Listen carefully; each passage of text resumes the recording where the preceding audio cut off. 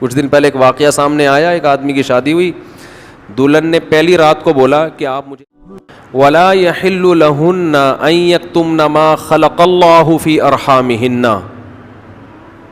اللہ نے عورت کو حکم دیا, مسلمان عورت کو, کہ اگر تمہیں طلاق ہو جائے تو تمہارے پیٹ میں اگر حمل ہے, اس حمل کو, اس پریگننسی کو تمہیں چھپانے کی اجازت بولیں نہیں ہے, اگر تم اللہ اور آخرت پر ایمان رکھتی ہو. یہ بھی ہوتا ہے آج کل, کیونکہ اس معاملے میں مرد عورت کی زبان پر اعتماد کرتا ہے. اگر ایک مرد نے کسی عورت کو طلاق دی, عورت کو اگر حمل ہے وہ چھپا لے گی اور وہ بتائے گی مجھے مینسز آنا شروع ہو گئے. مرد یقین کر لے گا, بھائی 3 مینسز گزر گئے, عدت ختم. کسی اور مرد سے نکاح کرے گی, اس کو بتائے گی بھائی میری عدت پوری ہو گئی ہے.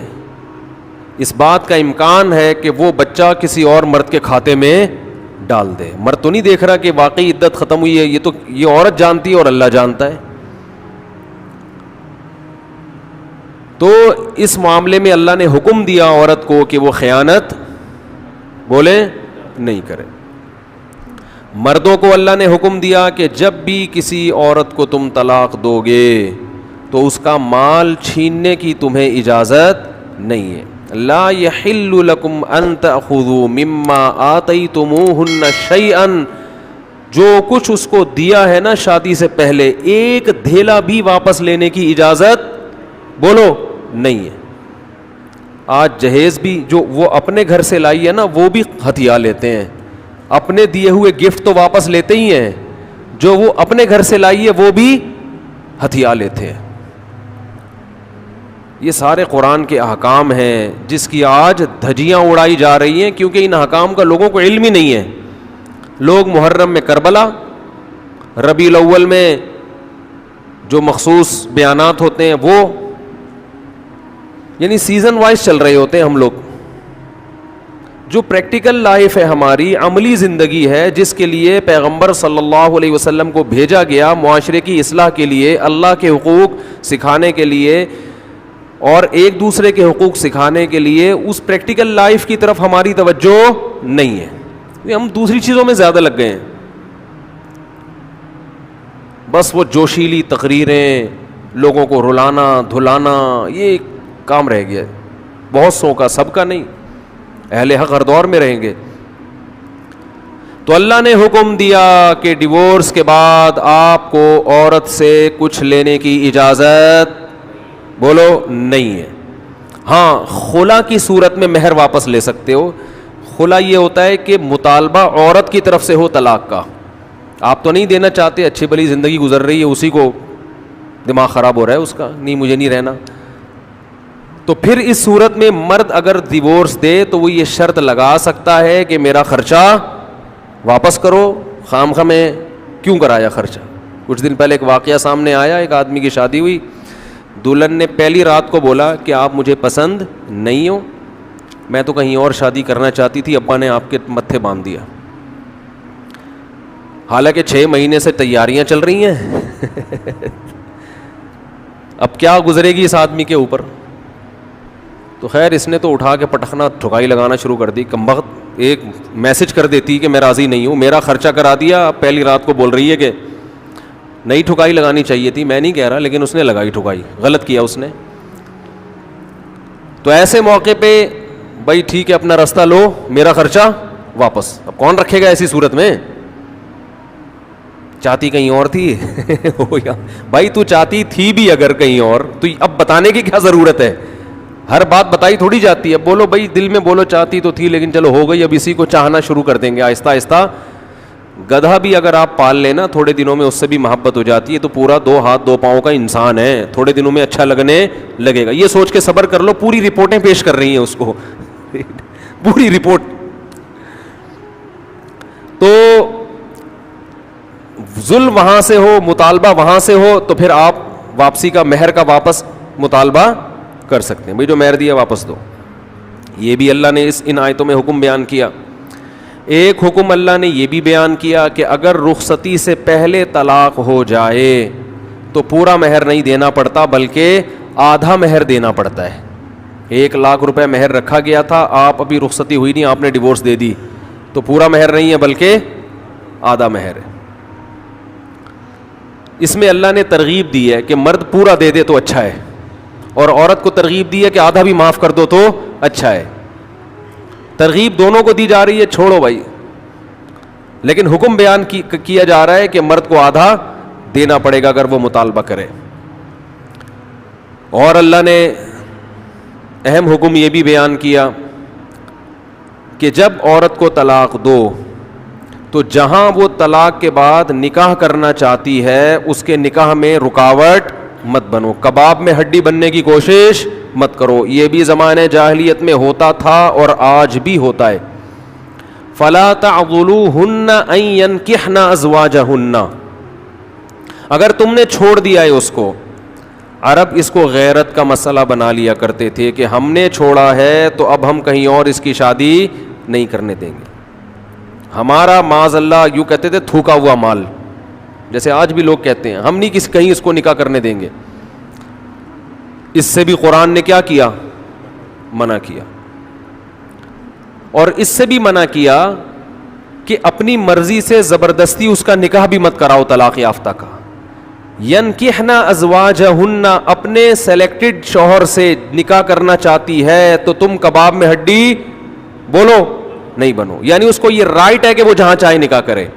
یہ بھی خرابی ہے آج کل بعض علاقوں میں, یہ خرابی ہے کہ بیوہ کو یا طلاق یافتہ کو نکاح تو کرنے دیتے ہیں, لیکن بعض علاقوں میں دستور ہے نکاح ہمارے ہی خاندان میں ہوگا, آپ ہمارے خاندان سے باہر نہیں جا سکتی.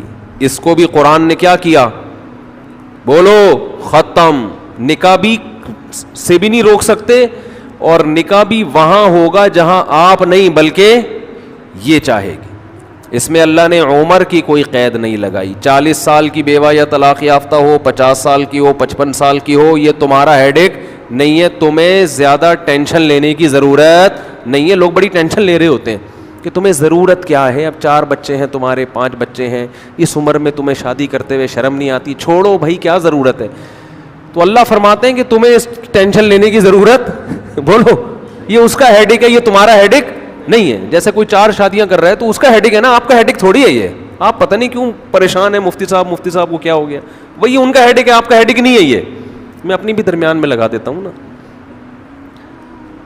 تو ہر ایک کے ہیڈ ایک ہم نے پالے ہوئے ہیں, وہ یہ کیوں کر رہا ہے, وہ یہ کیوں کر رہا ہے, وہ کم عمر سے شادی کیوں کر رہا ہے, وہ بڑی عمر سے شادی کیوں کر رہی ہے, یہ ہوتے ہیں نا لوگوں کے مسائل. اس نے یہ کیوں کر لیا. ایک خاتون نے مجھے بتایا کہ وہ ایک دفعہ بیوہ ہوئی, اللہ کی قدرت دوبارہ شادی, دوبارہ بیوہ ہو گئی. تیسری دفعہ جب ان کی شادی ہو رہی تھی لوگ مذاق اڑا رہے تھے, بس کرو یار 2 دفعہ بیوہ ہو گئی, اب آرام سے بیٹھو. اب وہ بیوہ تو کوئی بھی ہو سکتا ہے, جوانی میں بھی عورتیں بیوہ ہو جاتی ہیں. تو اب دیکھو لوگوں کو تکلیف ہو رہی ہے, بھائی یہ اس کا ہیڈ ایک ہے. اچھا لوگ اس سے شادی کرتے ہوئے ڈر رہے تھے ان سے کہ میں بھی بیوہ, پھر میں نہ مر جاؤں.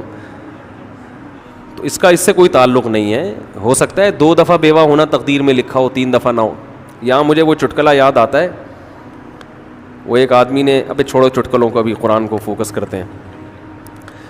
آخر میں چٹکلے ہوں نا یہ صحیح ہوتا ہے, درمیان میں ہی آ جائیں تو پھر سارا موضوع چینج ہو جاتا ہے. اتنے اچھے احکام بیان ہو رہے ہیں قرآن کے, آگے اس کو آپ نے لوگوں کو بتانا بھی ہے. تو اللہ نے حکم دیا کہ طلاق کے بعد ایک دھیلا واپس نہیں لینا. خلا کی صورت میں لے سکتے ہو, مگر خلا بھی شوہر کی رضا سے ہوتا ہے, یک طرفہ نہیں ہوتا, یاد رکھیں. دوسرا کام تم نے کیا کرنا ہے, اس کو کہیں اور نکاح سے روکنا نہیں ہے. تیسرا کام یہ کرنا ہے, نکاح بھی وہاں کرنا ہے جہاں وہ چاہتی ہے. تمہاری مرضی نہیں مسلط ہوگی, اس کی مرضی چلے گی. اور اگر پرانے شوہر سے نکاح کرنا چاہے اور 2 طلاقیں ہوئی ہوں تو وہاں بھی کر سکتی ہے, کیونکہ آیت کا ایک شان نزول بھی ہے. ایک صحابی نے اپنی بہن کا نکاح کسی صحابی سے کرایا, تھوڑے دنوں میں طلاق ہو گئی. طلاق ایک تھی, عدت ختم ہوئی, نکاح ختم. اب تھوڑے دنوں کے بعد دوبارہ ان دونوں کا دل چاہنے لگا کہ ہم آپس میں کمپرومائز کر لیں. ہوتا ہے وقتی طور پر اختلافات بہت زیادہ ہوتے آتے ہیں, جب دور رہتے ہیں تو آپس میں میلان ہونے لگتا ہے. لیکن وہ جو صحابی تھے نا جن کی بہن کو طلاق ہوئی تھی, انہوں نے کہا کہ اب میں اپنی بہن کا نکاح دوبارہ اس آدمی سے بولو نہیں کروں گا.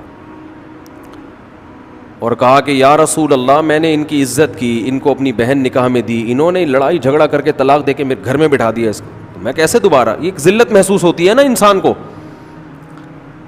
قرآن میں اللہ نے آیتیں نازل کی کہ اگر وہ اپنے شوہر سے نکاح کرنا چاہتی ہے تو درمیان میں رکاوٹ مت بنو. لڑے بھی وہ خود تھے, اب جڑ بھی خود رہے ہیں. نہیں آ رہی بات. اس کو بھی لوگ غیرت کا مسئلہ بنا لیتے ہیں, سسر صاحب بنا لیتے ہیں. میرے داماد نے میری بیٹی کو طلاق دی ہے, میں تو نہیں واپس بھیجوں گا.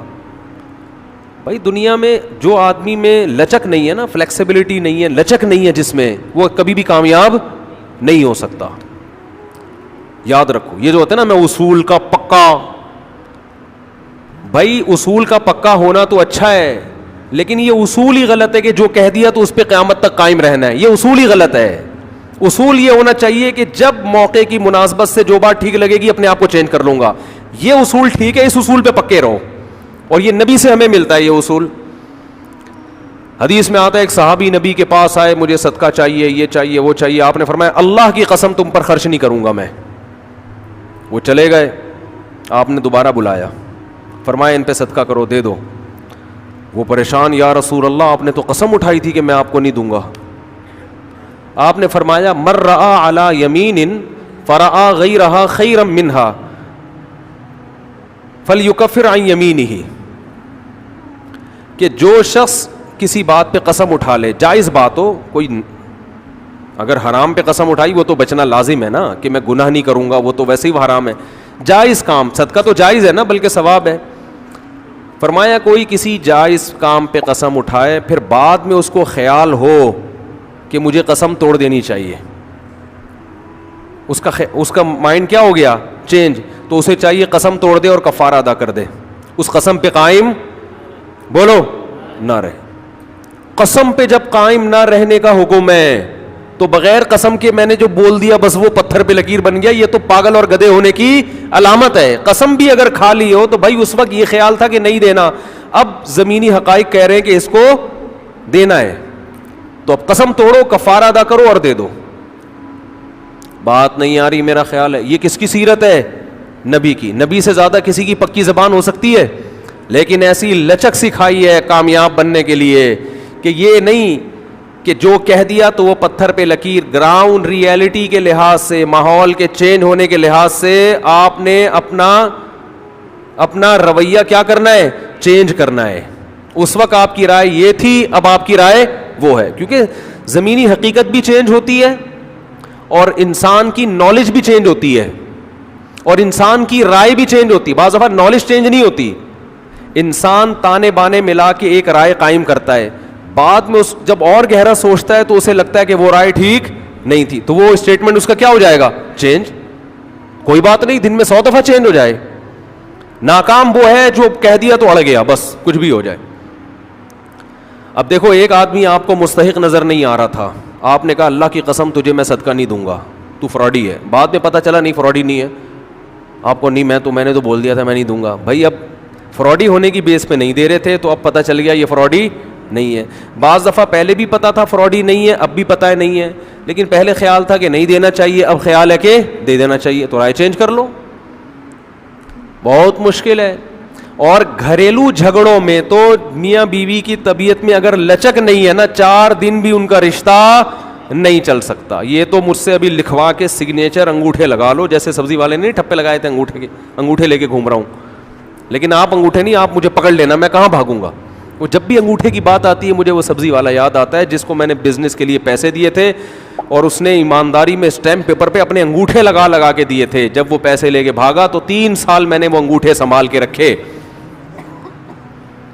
اب لوگ مجھے کہتے ہیں نا وہ فلاں آدمی کو میں اتنے کروڑ روپے دے رہا ہوں تو اتنا ایماندار ہے, میں تو اسٹیمپ پیپر پہ لکھوا رہا ہوں اور انگوٹھے بھی لگوا رہا ہوں. میں کہتا ہوں یہ انگوٹھوں کا تذکرہ میرے سامنے مت کیا کرو, انگوٹھوں سے کچھ بھی نہیں ہوتا.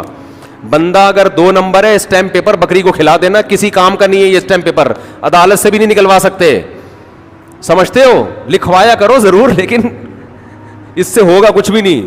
عدالت انگوٹھا دیکھ کے بولے گی بس ٹھیک ہے انگوٹھا, اب انگوٹھے کو پکڑ کے جیل میں ڈال دو, بس انگوٹھے کو دیے تم نے پیسے, بندہ تو پکڑائی میں آئے گا ہی نہیں, آ بھی گیا تو کچھ بھی نہیں کر سکتے.